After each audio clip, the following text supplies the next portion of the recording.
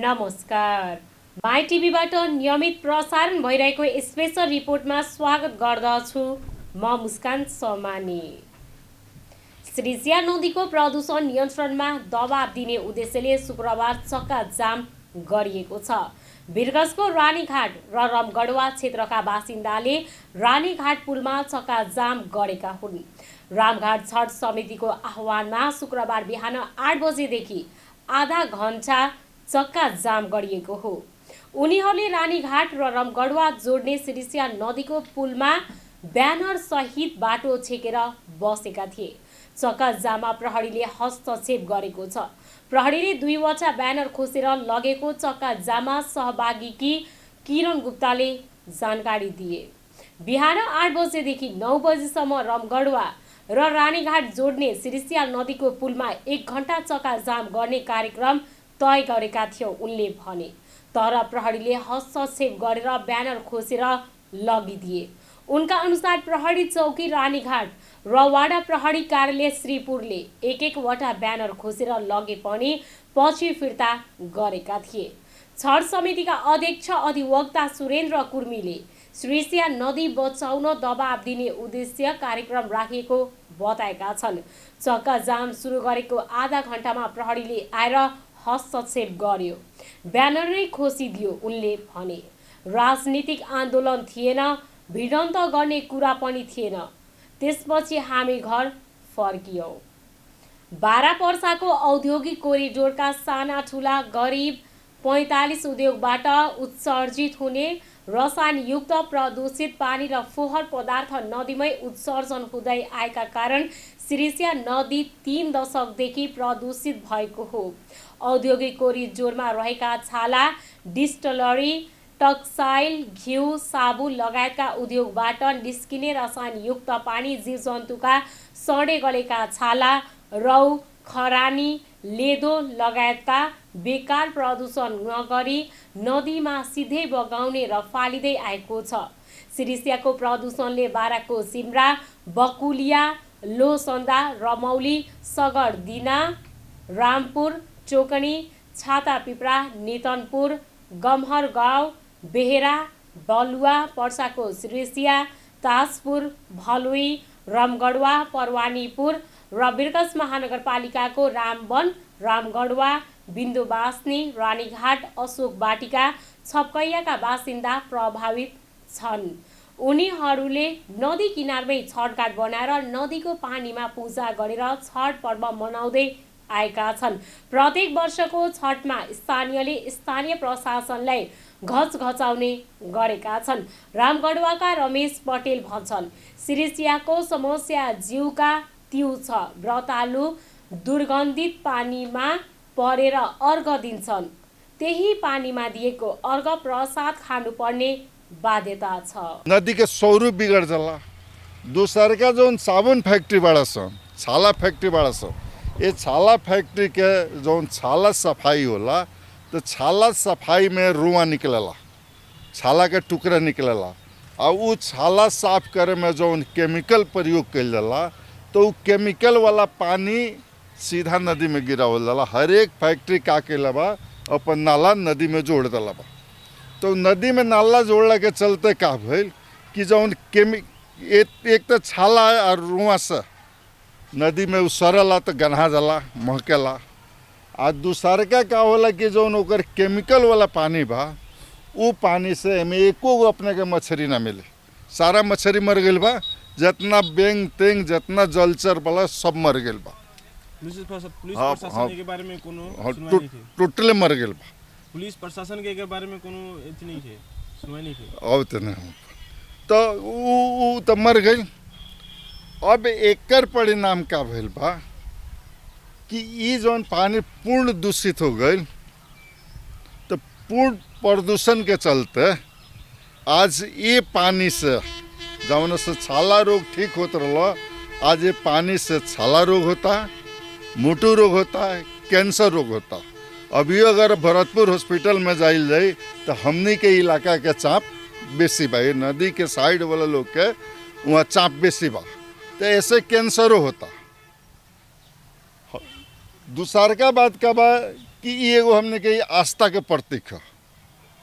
पूरे कार्तिक महीना में लोग यही नदी में नहाला, आज भी हमने के उपभोग करे सन। पूरे कार्तिक महीना भर लोग नहाला, जे छठ करला यही पानी में खड़ा होकर सूरज के अर्घ दी, यही पानी में ओकरा नहाए के परबा। हमने के धार्मिक बाध्यता के चलते आज भी लोग इतना प्रदूषण भइला के बावजूद भी धार्मिक आस्था के चलते यही नदी में नहाता, यही नदी में जल देता, अर्घ देता। ऐसे लोग के छाला के रोग होता। और हमनी के चाहना का बा कि सरिसुआ के सफाई होखो। सरिसुआ जौन अतिक्रमण भइल बा, देखिए बोल्डर पिच बा, बोल्डर पिच ई का भइल बा कि बोल्डर पिच करके नदी के पूरे चाप देवल गइल बा दोनों ओर से। ये अतिक्रमण हो गइल बा, तो नदी अतिक्रमण हो गइल बा तो पानी के बहाव रुक जाता, बाढ़ आवत तो नदी में घुस जाता, बिरेंज में घुस जाता बाढ़। तो हमनी के मांग का बा कि जौन नदी के अतिक्रमण बा वो अतिक्रमण खत्म होखो, जौन प्रदूषण बा वो प्रदूषण खत्म होखो। एकरा लायक कानूनी कार्रवाई, एकरा लायक हमनी के देश के कानूनी कार्रवाई में जाता निशान। तो हमनी के देश के नेपाल के जौन संविधान बनल बा उस संविधान के धारा 30 में बड़ी स्पष्ट रूप से लिखल बा जब प्रत्येक नेपाली नागरिक के स्वच्छ और स्वस्थ वातावरण में बाँचे के अधिकार बा। तो हमनी के संविधाने में लिखल बा स्वच्छ और स्वस्थ वातावरण में बाँचे के अधिकार, लेकिन हमनी अस्वस्थ और दूषित वातावरण में बाँचतने से। तो एक तो संविधान में बा, दूसर का बा कि कानून जौन बा हमनी के देश के, तब मुल्की फौजदारी संहिता बा। मुल्की फौजदारी संहिता के दफ़ा 1 से 11 में का लिखल बा कि यदि कोई पिए वाला पानी बाहक अन्य प्रयोजन के पानी अगर कोई दूषित करता, प्रयोजन लायक नहीं खे रह देत, तो वो आदमी के 6 महीना कैद वा 20,000 जरिमाना बा। दूसर का बा एगो 149 बा। 149 में का कहला बा कि यदि प्राकृतिक संपदा के लोग अतिक्रमण करता या ओकर स्वरूप चेंज करता तो वो आदमी के 10 बरस कैद बा। तो कानून तो बहुत बड़ा कैद के व्यवस्था कैलक। अब नदी के जो अतिक्रमण के मतलब होला नदी के घेरल छेकल, तो पत्थर उथर बांध के लोग घेरिए दिला बा। ओकरा बाद यही में जौन हजारों टन छाई गिरता तो वो तो नदी के कब्जे भइल, वो अतिक्रमण भइल। आ वो छाई या प्रदूषित पानी से जौन नदी के स्वच्छ पानी वो ओकर स्वच्छ बहे के स्वरूप है, तो वो स्वरूपो बिगड़ता। तो ऐसे कानूनी हिसाब से ये प्राकृतिक, तो कालू के जो इंस्पेक्टर आई रहे हमने के बाइनर नोट से, तो उनका से हम बहुत स्पष्ट भाषा में कहन जी हमने चक्का जाम नहीं किसन कैल, हमने तो तारे के सूचित करते से सुन तोहर सूचना ले लो जे नदी प्रदूषण बा। ये इतने खाली तू सूचना लेके कार्रवाई कर देता रह, तो हमने के चक्का जाम करे के अवस्था नहीं के। तो हमने काल वहाँ तक ले पहुँचा देने से हमारे एक और अपने लोग से चाहना व्यक्तिगत का बा कि जब ये सरकारवादी मुद्दा है, अनुसूचित 2 नंबर अनुसार के मुद्दा है, आप प्रहरी के चलावे वाला मुद्दा बा। नदी आसपासका स्थानीयले प्रदूषण रोक्न माग गर्दै घेराउ गरेपछि 2076 सालमा जिल्ला प्रशासन कार्यालयले सिरिसिया नदी अनुगमन समिति गठन गरेको थियो। समितिले नदीको स्थलगत अनुगमन गरी तयार पारेको प्रतिवेदनमा नदीको प्रदूषणको कारक उद्योगहरू नै रहेको उल्लेख थियो।